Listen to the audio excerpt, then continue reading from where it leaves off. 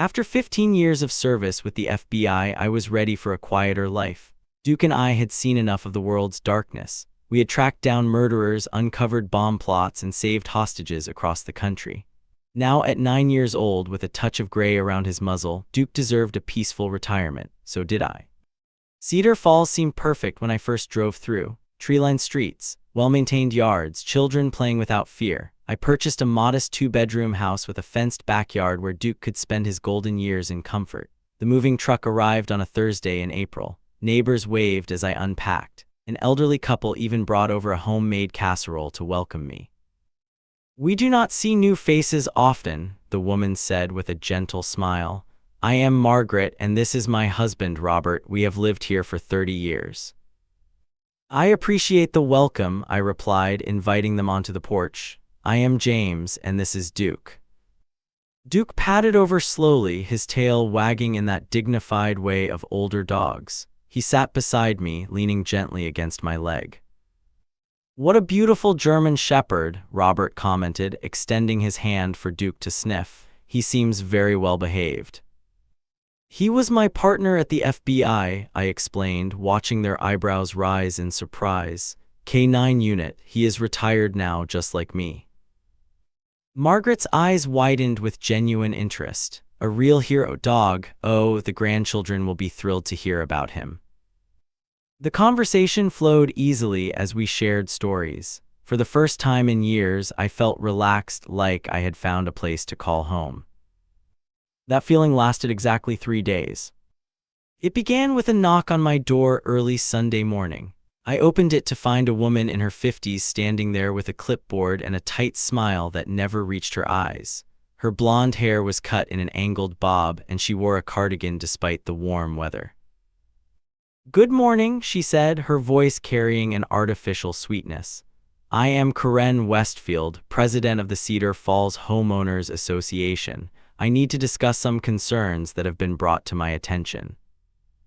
I invited her in, but she declined, preferring to stand at the threshold like she was afraid to step inside my home.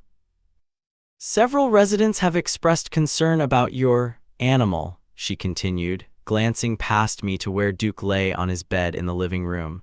"We have many young families in this neighborhood, and an aggressive breed like that makes people uncomfortable." I felt my spine straighten. Duke is a retired service animal. He is not aggressive. Karen's smile tightened further. "Nevertheless, we have rules about pets in Cedar Falls. I suggest you familiarize yourself with the HOA handbook." She thrust a thick binder into my hands. "Page 42 details pet regulations. I have highlighted areas of particular concern." Before I could respond, her attention shifted to my front yard. "Oh, and your mailbox is 3 inches taller than regulation height. Please address that within 7 days to avoid a compliance notice." She turned and walked away, leaving me stunned on my own doorstep. That evening, I read through the handbook. There was nothing prohibiting German Shepherds or any specific breeds. The only requirements were that pets be leashed in common areas and that owners clean up after them, standard rules I already followed. Over the next 2 weeks, I began noticing Karen watching whenever Duke and I took our evening walks. She would stand in her driveway 3 houses down, arms crossed, tracking our movements with narrowed eyes. Then the notes began appearing. The first one arrived tucked under my windshield wiper. "Your dog frightened Mrs. Henderson's grandchildren yesterday. Please control your animal." The second was taped to my mailbox. "Several neighbors have complained about barking. Consider a muzzle."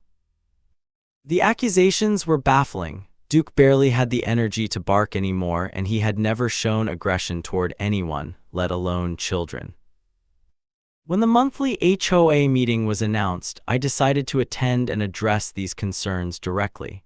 I arrived early and took a seat in the back of the community center. As residents filled in, I noticed several of them glancing my way with curiosity or concern. Karen took her position at the podium like a general addressing troops. For 40 minutes, she detailed violations, amendments, and upcoming community events. When she finally opened the floor for questions, I raised my hand. "Yes, the new resident," she acknowledged, not using my name though I had introduced myself to her. I stood and spoke clearly. I would like to address the concerns about my dog, Duke. He is a retired FBI K9 and poses no threat to anyone in the neighborhood. If there are specific issues, I am happy to discuss them. Karen's expression hardened. This is not the appropriate forum for individual pet disputes. We can address your situation after the meeting. Now, moving on to the summer landscaping schedule. I remained after the meeting, waiting as Karen deliberately engaged with every other resident first. When the room had emptied, she approached with that same artificial smile. Mr. Sullivan, I understand you are new here, but Cedar Falls has standards. Your dog may have been suitable for law enforcement work, but that aggressive training makes him inappropriate for a family community. Several mothers have expressed concern. Duke was never attack trained, I clarified. He was a scent detection specialist. He has never bitten anyone in his life. Karen waved her hand dismissively. Perception matters in a community like ours. Perhaps you would be more comfortable in a different neighborhood. As I drove home that night, Duke sitting calmly in the passenger seat, I realized we were facing more than just a misunderstanding. Karen had decided we did not belong, and something told me she would not stop until she had her way. Duke sensed my unease and rested his head on my lap. For now, we were safe, but the storm clouds were gathering on the horizon. The Cedar Falls Homeowners Association newsletter arrived in my mailbox exactly 1 week after the meeting. I flipped through it casually until a bold heading caught my eye: Emergency Pet Regulation Amendments. I felt my stomach tighten as I read the new rules. Effective immediately, all dogs weighing over 30 pounds must remain on leash at all times, including within private fenced yards. Barking lasting more than 2 minutes constitutes a noise violation. All pet owners must submit vaccination records to the HOA Office for Community Safety Records. The timing was not subtle. Duke weighed 75 pounds. I had installed a fence specifically so he could enjoy the yard freely during his retirement. Now, according to these new rules, even that simple pleasure would be denied to him. I called the HOA office the next morning, requesting the minutes from the board meeting where these amendments were approved. The secretary sounded nervous. I cannot release those without approval from the president, she told me. You will need to submit a formal request in writing. That afternoon, I drafted a polite but firm letter questioning the legality of changing pet regulations without proper homeowner notification or voting. I hand-delivered it to the HOA office and awaited a response. It came 3 days later in the form of Karen herself, standing once again on my doorstep. This time, her artificial smile was gone. Mr. Sullivan, your letter has been received and reviewed, she stated coldly. The board acted within its authority under Section 7.3 of the Covenant, which allows emergency amendments for community safety. If you wish to challenge this legally, you are welcome to hire an attorney, though I should warn you that the HOA has excellent legal representation. I simply asked to see the meeting minutes, I replied calmly. And they will be made available at the appropriate time. Meanwhile, I notice your dog is still unleashed in your backyard. That is a violation of our new policy. She produced a form from her folder. This is your first official notice. A second violation will result in a $100 fine. I took the paper, maintaining my composure through years of FBI training. Is there something specific about Duke that concerns you, Karen? He has never caused any problems. Her expression changed subtly. My granddaughter was attacked by a German Shepherd when she was 4, required 27 stitches. I will not allow another child to experience that trauma. For a moment, I felt a flicker of understanding. I am sorry that happened, but Duke is not that dog. He has been cleared by multiple behavioral specialists throughout his career. All dogs have teeth, Mr. Sullivan, she replied sharply. It is only a matter of time before instinct takes over. Good day.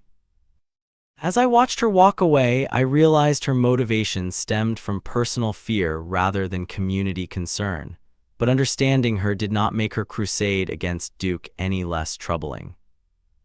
The next day, I discovered someone had opened my gate. Duke was still in the house, thankfully, but the deliberate attempt to create a situation where he might escape was deeply disturbing. I installed a lock on the gate that evening. Then the rumors began spreading through the neighborhood. I overheard a mother pulling her child away as we walked past. "That is the dangerous dog Mrs. Westfield warned us about," she whispered, not quietly enough. At the grocery store, a man I recognized from the HOA meeting approached me. "Is it true your dog attacked police officers during some kind of flashback episode?" he asked. "Absolutely not," I responded firmly. "Duke has never attacked anyone." The man shrugged. "Just what I heard. Karen showed us pictures of dog attack victims at the emergency board meeting. Pretty gruesome stuff." I returned home to find one of Duke's toys destroyed in the front yard, a rubber ball he often carried during our walks, now slashed to ribbons. The message was clear: we were not welcome. The first fine arrived the following day, $100 for unleashed animal in restricted area, though Duke had not been outside without me once since the new rules were implemented. I paid it without complaint and documented everything in a growing file.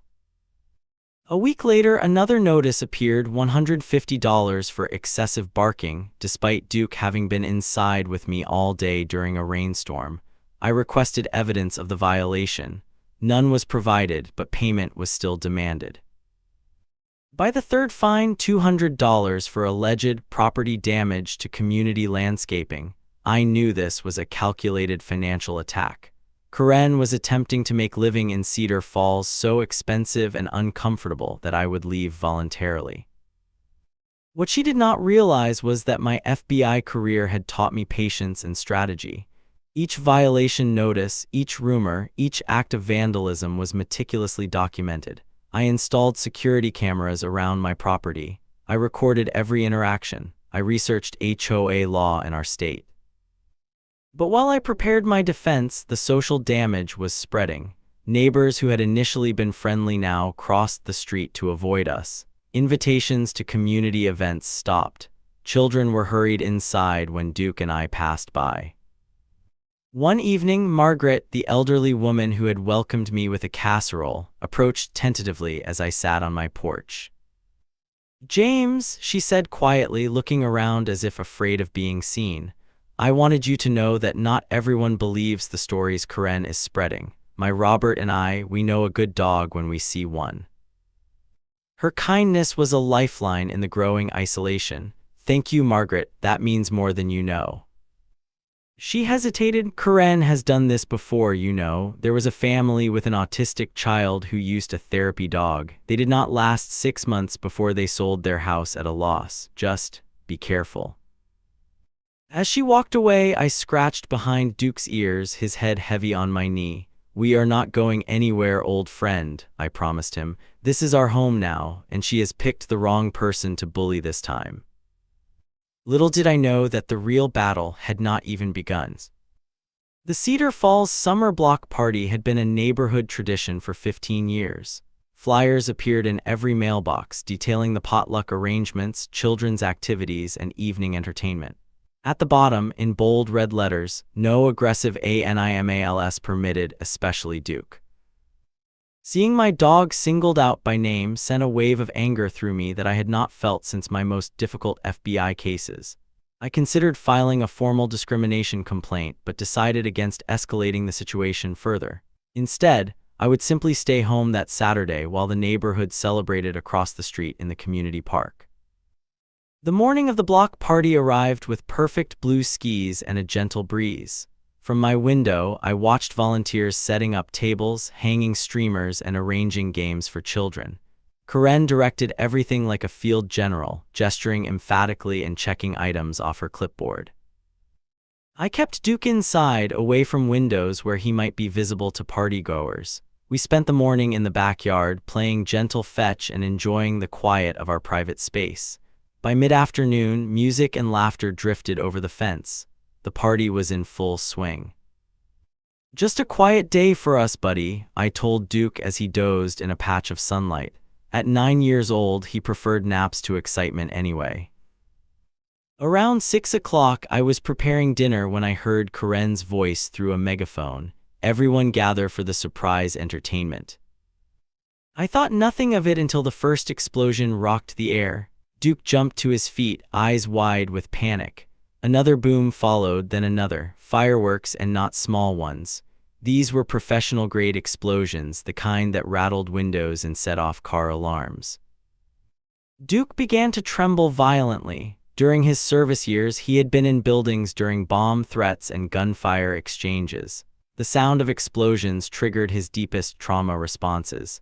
I rushed to comfort him, but he was already in full panic mode. "Easy, buddy, easy," I soothed, trying to hold him. "We are safe." The fireworks continued relentlessly. Duke bolted from my grasp with strength I had not seen in years. He crashed against the back door. The impact popped the lock, and before I could react, he was outside. In 3 powerful leaps, he cleared the fence I had thought was more than adequate for an aging dog. I ran after him, heart pounding. "Duke, stop." But he was running on pure adrenaline and fear, heading directly toward the source of the sound, the block party.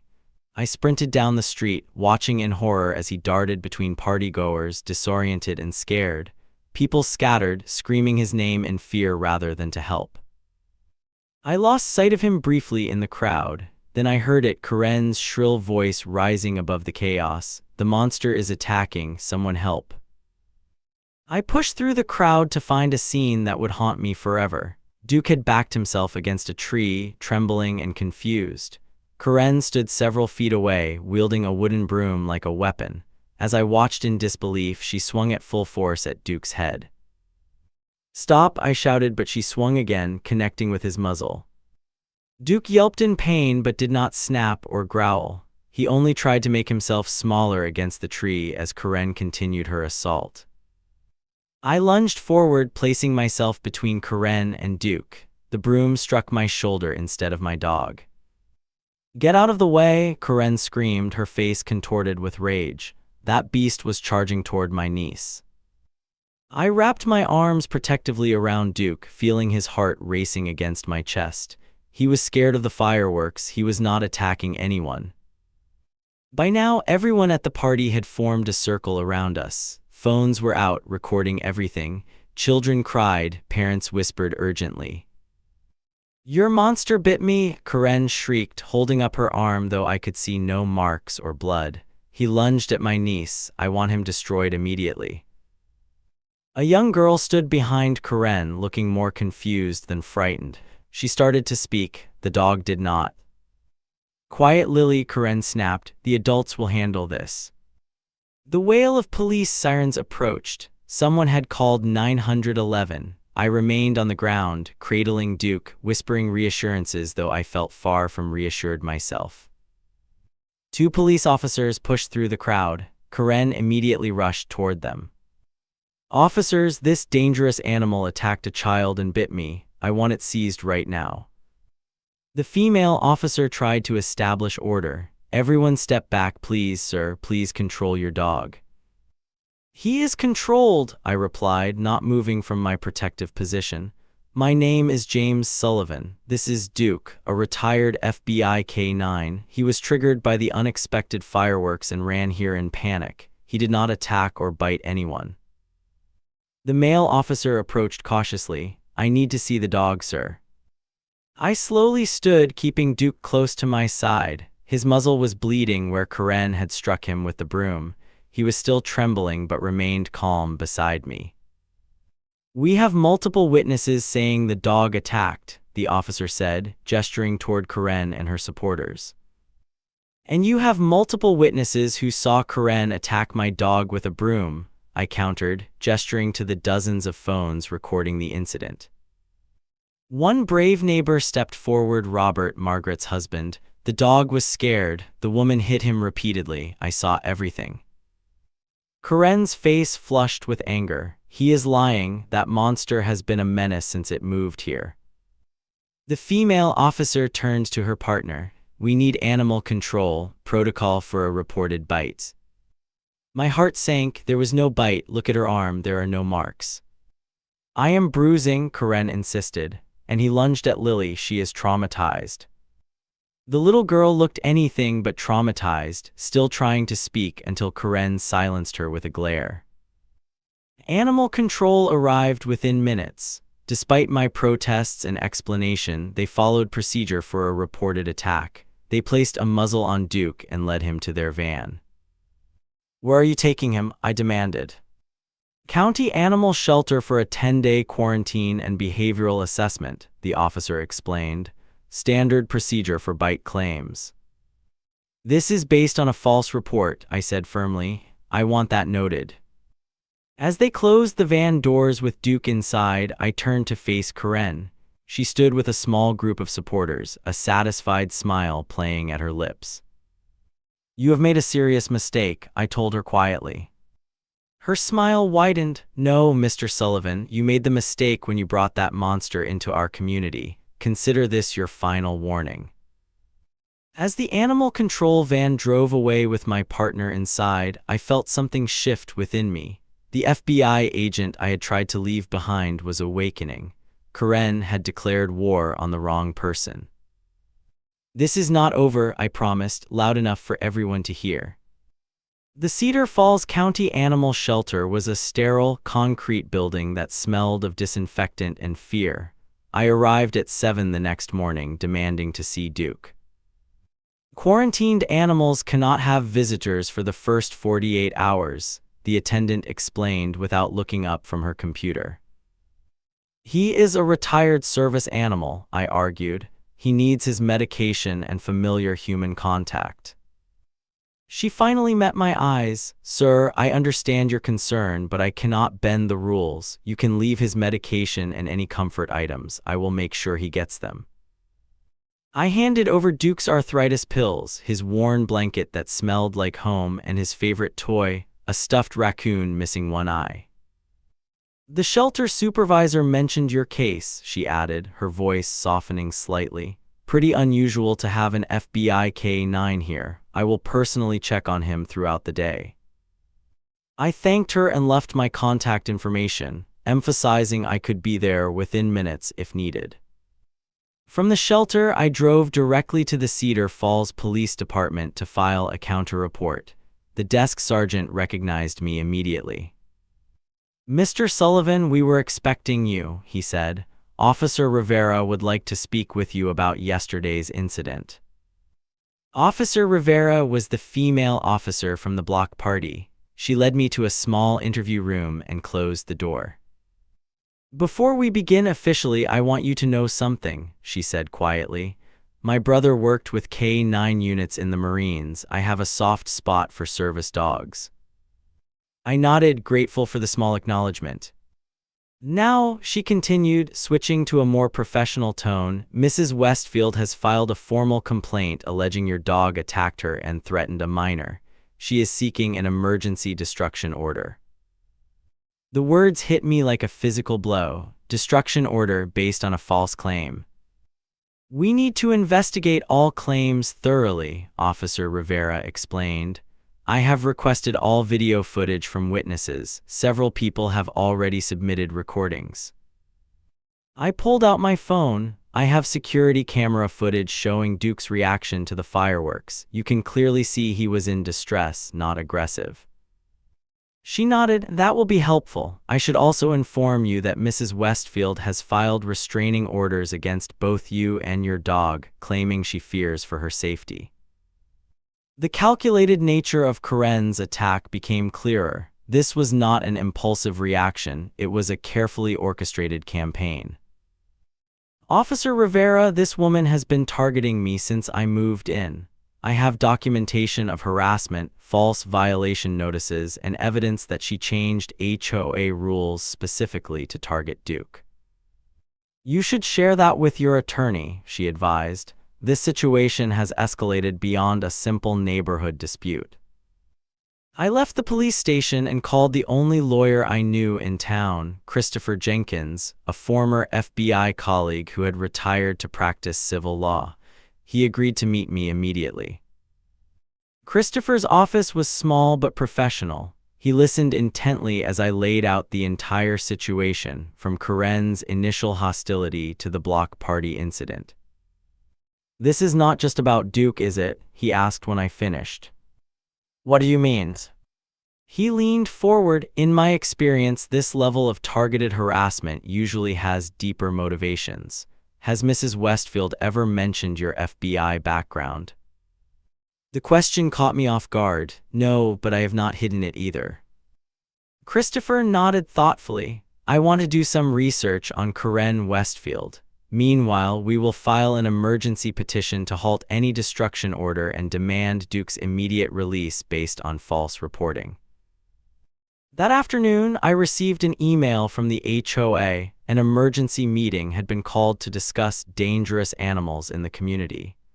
Attached was a formal eviction notice citing multiple covenant violations and creating an unsafe environment for residents. I forwarded everything to Christopher, who called me within minutes. "They cannot legally evict you without due process," he assured me, "but this confirms they are moving aggressively. James, I found something interesting about Karen Westfield. This is not her first homeowners association presidency." "What does that mean?" "She has been the president of 3 different HOAs in the past decade. Each time there were complaints filed against her for selective enforcement and harassment. She always resigned before formal investigations concluded, then moved to a new community." This information changed everything. Karen was not just an overprotective neighborhood president, she was a serial abuser of HOA power. As I processed this revelation, my doorbell rang. I opened it to find a young woman I recognized from the block party. She glanced nervously over her shoulder before speaking. "My name is Rebecca," she whispered. "I live next door to Karen. I have footage from yesterday that you need to see." She handed me a USB drive. "Karen is lying. Your dog never went near her niece. In fact, Lily was trying to tell the police that the dog was just scared. Karen has been planning this for weeks. I heard her telling someone on the phone that she would take care of the FBI dog problem at the block party." "Why are you helping me?" I asked. Rebecca's expression hardened. 2 years ago, my son was diagnosed with noise sensitivity. We installed special curtains that Karen claimed violated HOA color regulations. The stress of fighting her made us miss therapy appointments. I will not watch her destroy another family. After she left, I immediately called Christopher. "We have a witness and new video evidence. When can we get Duke out?" "I have filed the emergency petition," he replied. "Hearing is tomorrow morning, but James, be prepared. Karen is organizing community support against you. The local news has picked up the story. They are calling Duke a dangerous former police dog." That night, alone in my house without Duke's reassuring presence, I reviewed Rebecca's footage. It clearly showed Karen positioning herself near Duke after he ran into the party. It showed her niece Lily standing several feet away, showing no fear. Most importantly, it showed Karen striking first with the broom while Duke cowered defensively. My phone rang at 11 p.m., an unknown number. "Mr. Sullivan, this is Tracy from Cedar Falls Animal Shelter. I thought you should know that Mrs. Westfield came by with a board member demanding to see your dog. They were insisting on conducting their own assessment. I refused, of course, but I am worried they might return with some sort of order." I thanked her for the warning and immediately called Christopher, who promised to send a legal representative to the shelter immediately. The battle for Duke's life had begun in earnest, but for the first time since the block party, I felt a flicker of hope. Karen had left a trail of victims in her wake, and now they were beginning to stand up. The county courthouse was busier than I expected for an early morning hearing. As I approached the entrance with Christopher beside me, I understood why. A small crowd had gathered on the steps, some holding signs, "Justice for Duke" and "Stop HOA Abuse." Others carried opposing messages, "Safety first" and "Protect our children." "Looks like this has become quite the local cause," Christopher observed, guiding me through the crowd. "Good news, the more public attention, the more pressure on the judge to review all evidence thoroughly." Inside, the courtroom was equally divided. Karen sat at the front with her attorney, a stern-looking man in an expensive suit. She turned as I entered, her face a mask of righteous indignation. Behind her sat several board members and neighbors I recognized from her inner circle. Judge Elena Martinez entered, a no-nonsense woman in her 60s. This is an emergency hearing regarding petition case number 47291, Sullivan versus Westfield and Cedar Falls HOA. We will hear arguments concerning the removal of a quarantined animal and counter-allegations of false reporting. Karen's attorney stood first, painting a dramatic picture of a vicious attack that had never occurred. Your Honor, Mrs. Westfield was protecting her niece from an aggressive former police dog trained to attack. She suffered injuries while defending a child. When our turn came, Christopher was methodical. Your Honor, we have submitted security footage from Mr. Sullivan's home showing the dog's reaction to unexpected fireworks, a clear trigger for an animal with service history. We also have multiple witness statements and video evidence demonstrating that Mrs. Westfield's account is fabricated. He displayed Rebecca's footage on the courtroom monitor. The video clearly showed Karen approaching Duke with the broom raised while he cowered against the tree. Furthermore, Christopher continued, the child Mrs. Westfield claims was in danger is visible here, standing well away from the animal and showing no signs of fear. In fact, we have a written statement from Lily Henderson, age 10, stating that the dog never approached her and that she tried to tell the officers this at the scene. Murmurs spread through the courtroom. Karen's face flushed dark red. Your Honor, Christopher added, we also have evidence of a pattern of targeted harassment against Mr. Sullivan and his service animal since his arrival in Cedar Falls. This incident appears to be the culmination of a calculated campaign to remove them from the community. Judge Martinez reviewed the footage carefully, then addressed Karen directly. Mrs. Westfield, this video contradicts your sworn statement. Can you explain the discrepancy? Karen's attorney tried to intervene, but the judge silenced him with a raised hand. I am asking your client a direct question. Karen straightened in her seat. The video is misleading, Your Honor. It does not show the moments before when the dog charged toward my niece. I acted to protect her. Yet we have the niece's statement saying that never happened, the judge observed. She is a child confused by the trauma, Karen insisted. From the back of the courtroom, a small voice called out, I am not confused. All heads turned to see Lily Henderson standing beside an older woman I assumed was her mother. The bailiff moved to escort them out, but Judge Martinez waved him off. Let the child approach, she instructed. Lily walked forward, her chin raised with determination remarkable for her age. Young lady, do you understand what it means to tell the truth in court? Judge Martinez asked gently. Yes, ma'am, Lily replied. My mom is a lawyer, she explained it to me. Can you tell me what happened at the block party with the dog?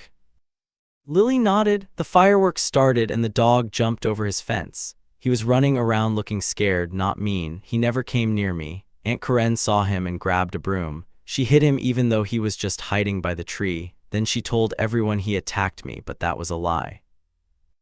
Karen's face contorted with fury. Jennifer, control your daughter. Lily's mother stepped forward. Your Honor, I was not at the party, but Lily called me immediately after, upset not about any dog but about her aunt's behavior. I would like to state for the record that my daughter has been raised to tell the truth, even when it is difficult. The courtroom had gone completely silent. Judge Martinez studied Karen for a long moment, then reviewed her notes. Based on the evidence presented, I am issuing an immediate stay on any destruction order for the animal known as Duke. I am ordering his release to Mr. Sullivan's custody pending a full investigation into Mrs. Westfield's claims, which appear to be without merit.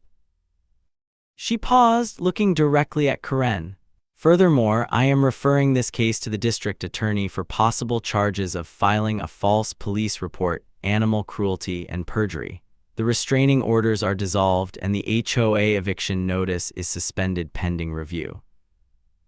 Karen stood abruptly. This is outrageous. That animal is dangerous. Mrs. Westfield, Judge Martinez said sharply, I suggest you remain silent before you add contempt of court to your growing list of problems. As we left the courthouse, more people had gathered outside. A local news crew approached, microphone extended. "Mr. Sullivan, how do you feel about the judge's decision to release your dog?" Christopher stepped in smoothly. "My client is gratified that justice is being served. Duke is a decorated service animal who has protected American citizens throughout his career. The false allegations against him represent not just an attack on an innocent animal, but an abuse of HOA power that appears to be part of a pattern." In the background, I could see Karen being surrounded by reporters asking much less friendly questions. Her attorney was attempting to shield her from the cameras, but her angry voice carried, "This is not over. The community will hear about this." But the community was already hearing a different story than the one Karen had crafted. As I drove to the animal shelter to retrieve Duke, my phone buzzed constantly with messages of support from neighbors I had never spoken to. At the shelter, the attendant who had taken Duke's medications greeted me with a smile. "He has been a perfect gentleman. The behavioral specialist already cleared him, said he has never seen a better trained dog." When they brought Duke out, his entire body wiggled with joy. He pressed against my legs, whining softly as if telling me about his ordeal. "Let us go home, buddy," I whispered, kneeling to embrace him. "The worst is over." But as we walked to the car, I knew this was not entirely true. Karen had been humiliated but not defeated. The HOA still stood behind her. The battle had been won, but the war continued. What I did not yet realize was how quickly Karen's house of cards would collapse once the first card had been pulled. At the district attorney's office, Assistant DA Melissa Rodriguez laid out the expanding scope of their investigation. "What began as a simple false report case has revealed something much more concerning," she explained, opening a thick folder. "We have obtained financial records from the Cedar Falls HOA for the past 3 years. There are significant discrepancies." She showed us spreadsheets highlighting unusual transactions. Mrs. Westfield appears to have been skimming from the Community Maintenance Fund, small amounts regularly diverted to a separate account under her control. Additionally, we found evidence that meeting minutes were altered to approve expenditures that the board never actually voted on. I thought of all the excessive fines that had been levied against me and others who had crossed Karen. Where did all the fine money go? "That is part of what we are investigating," Rodriguez replied. "Based on preliminary findings, most violation fines never made it into the HOA's official accounts." As we left the meeting, Christopher looked grim. "This could lead to felony charges, embezzlement, fraud, falsifying records, not to mention the animal cruelty and false reporting charges already being considered." That evening, an emergency HOA meeting was called. The community center was packed, with residents standing along the walls. The tension was palpable as Karen took her usual place at the podium, though her typical commanding presence had diminished noticeably. "I have called this meeting to address the libelous article published in the Gazette," she began, her voice strained. "These allegations are completely fabricated." She was interrupted by the vice president of the board, Thomas Mitchell, who stood and approached the podium. "Karen, in light of the ongoing investigation, the board has voted to request your temporary resignation as president," he announced firmly. Karen's face flushed with anger. "You cannot do that without proper procedure. I am the president until the next election cycle." "Actually," Thomas replied, holding up a document, "according to Bylaw 12.4, the board can vote to suspend an officer who is under criminal investigation." The vote was unanimous. A murmur rippled through the crowd. Karen gripped the podium, knuckles white. "This is all because of him and that dangerous animal," she shouted, pointing directly at me where I sat quietly in the back row.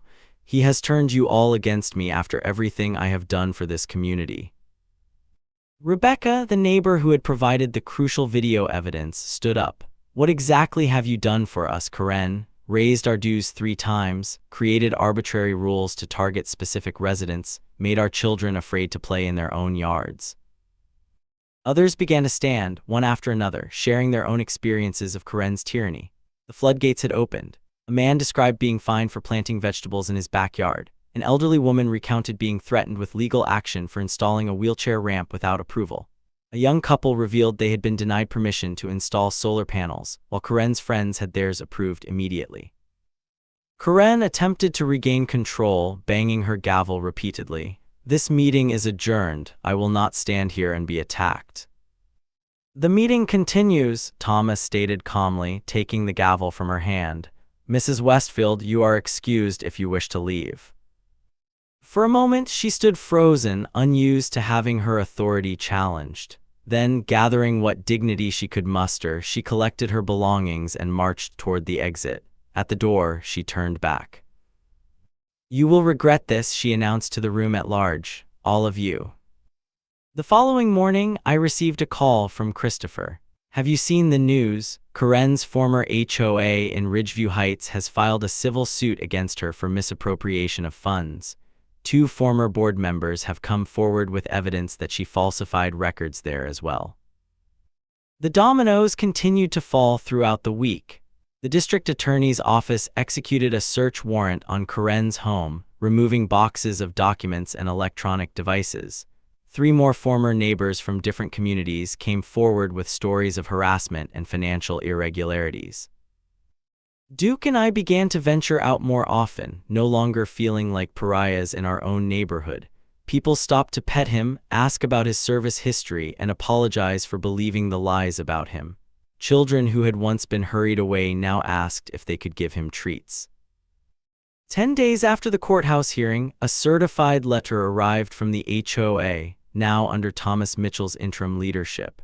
It contained a formal apology for the unwarranted actions taken against you and your service animal, along with a refund check for all the fines I had paid. That same afternoon, I spotted a moving truck in front of Karen's house. Workers carried furniture and boxes while a real estate agent hammered a "for sale" sign into the front yard. Karen herself was nowhere to be seen. "She left last night," Margaret informed me when I ran into her while walking Duke. "Did not say goodbye to anyone." Robert heard from his friend at the police department that she has hired a criminal defense attorney from the city. The following day, a group of former victims filed a class-action lawsuit against Karen and the Cedar Falls HOA, citing years of discriminatory enforcement and financial mismanagement. Christopher called to tell me I could join the suit if I wished, but I declined. "Duke and I just want peace," I explained. "The truth has come out, that is enough for us." As Karen's empire crumbled around her, her house remained empty and unsold. The "for sale" sign gradually weathered, becoming as much a neighborhood fixture as the woman herself had once been. But unlike Karen, no one seemed to mind its quiet presence. Duke and I settled into a new routine, one without harassment or fear.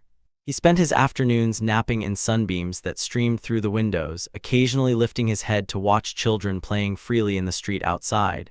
The neighborhood had transformed in Karen's absence, more vibrant, more welcoming, more like the community I had hoped to find. 1 month after the block party incident, Karen's reign of terror was officially over. The local news reported that she had reached a plea deal with prosecutors, agreeing to pay restitution to all 3 homeowners associations she had defrauded. She would serve no jail time but received 3 years of probation and was prohibited from serving on any HOA board or similar community organization. The last I heard, she had moved several states away to live with her sister, far from the community she had once ruled with an iron fist and a falsified rulebook. As for Duke and me, we had found something unexpected in the aftermath of the conflict. A true home, surrounded by neighbors who had learned a powerful lesson about standing up to bullies, no matter what official title they might hold. 6 months after the block party incident, Cedar Falls had transformed. With Karen gone and her influence fading, the community began to heal and rebuild. Thomas Mitchell, now officially elected as HOA president, led with a dramatically different approach: transparency, flexibility, and genuine concern for residents' well-being. The morning of Duke's 10th birthday dawned clear and cool. I had planned a quiet celebration, a special breakfast, and perhaps a gentle walk to his favorite spot by the lake. What I had not expected was the knock on my door at 9 a.m. When I opened it, I found Thomas standing on my porch alongside Margaret, Robert, and several other neighbors.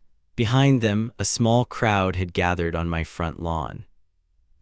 "Good morning, James," Thomas said with a warm smile. "We hope we are not interrupting, but we heard today is a special day for Duke." "How did you know it was his birthday?" I asked, surprised. Margaret chuckled. "You mentioned it to me last week when we were discussing his arthritis medication." Thomas cleared his throat. "The reason we are here is to invite you and Duke to a special ceremony at the community park in 1 hour. Nothing elaborate, but something we think you will both appreciate." Curious and touched by the gesture, I agreed. Duke seemed to sense the occasion, walking with slightly more spring in his step than his aging joints typically allowed as we made our way to the park.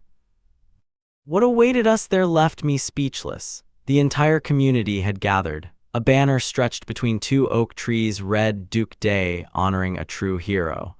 Beside it stood Police Chief Martinez and several officers in formal uniform. Thomas approached the small podium that had been set up. "Friends and neighbors, we are gathered today to right a wrong and to honor a remarkable member of our community. 6 months ago, Duke was unjustly accused and attacked. Today, we officially welcome him as our most distinguished resident."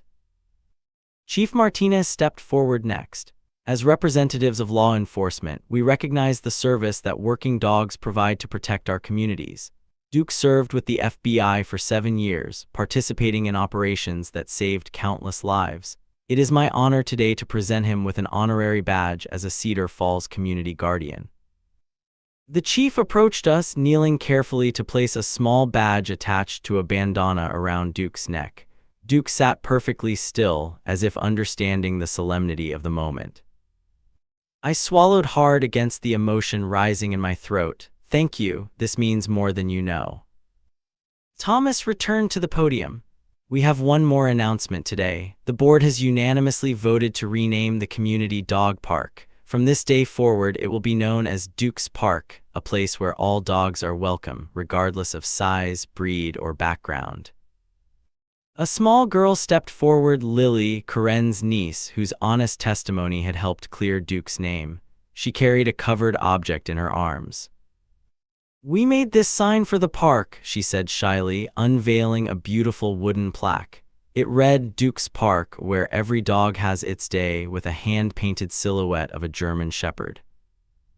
The crowd applauded as Thomas announced that refreshments, including special dog treats, were available for everyone. As people mingled, I found a quiet moment to reflect on the journey that had brought us here. What had begun as a simple desire for a peaceful retirement had become a battle against injustice, not just for Duke and me, but for an entire community that had suffered under Karen's reign.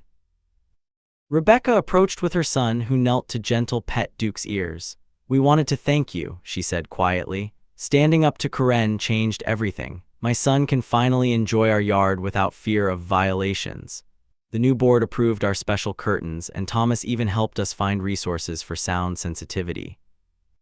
Throughout the celebration, more neighbors shared similar stories of relief and renewal. The elderly couple who could now install their wheelchair ramp, the young family who had solar panels approved within a week, the gardener whose vegetables flourished without fear of fines.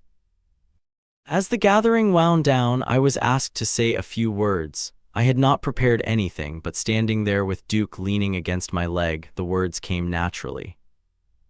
When I moved to Cedar Falls, I was seeking peace after years of service. What I found instead was a battle I never expected to fight. But in that battle, I discovered something far more valuable than peace. I found community. Real community is not built on rules and regulations. It is built on kindness, understanding, and standing together against injustice, no matter what form it takes. I looked down at Duke, his muzzle now almost completely gray. Duke spent his life protecting people from threats they often could not see. In retirement, he had one more mission: to expose a different kind of threat that had been hiding in plain sight. I think it may have been his most important mission yet. The following weeks brought more changes to Cedar Falls. The HOA bylaws were completely revised with input from all residents. Excessive regulations were removed. Fines were replaced with community service options. A new board structure ensured no single person could ever again wield the power Karen had abused. Duke and I settled into a truly peaceful routine at last. Our morning walks became neighborhood events, with children often joining us as Duke moved at his increasingly deliberate pace. He no longer had the energy for long stretches, but he savored every moment outside, greeting each person with gentle dignity. On warm afternoons, we would sit in Duke's park, watching younger dogs play with carefree abandon. Duke would observe it all with serene contentment, occasionally acknowledging the respectful greetings of other dog owners who knew his story. One perfect autumn evening, as the sun set over Cedar Falls, Duke and I sat on our front porch. Margaret and Robert stopped by with homemade dog biscuits. Thomas waved from across the street as he walked his new puppy, a rescue he had adopted after being inspired by Duke's story. Duke rested his head on my knee, his breathing steady and peaceful. I stroked his fur, feeling the strong heart that had carried him through years of service, months of persecution, and now into this well-deserved moment of tranquility. "We did good, old friend," I whispered to him. "We found our home after all." Duke looked up at me with clear eyes that reflected the wisdom of a life well lived. In that gaze was everything: loyalty, courage, forgiveness, and most of all, peace. Not just the peace of retirement, but the deeper peace that comes from facing injustice and emerging with dignity intact. Karen had sought to drive us away with her petty tyranny. Instead, she had inadvertently helped forge an unbreakable bond between us and the community we now called home. Her house still stood empty at the end of the street, a quiet reminder of what happens when power corrupts. But here on our porch, surrounded by friends and bathed in the golden light of evening, that reminder seemed increasingly distant and unimportant. This was Duke's neighborhood now, and in Duke's neighborhood everyone belonged.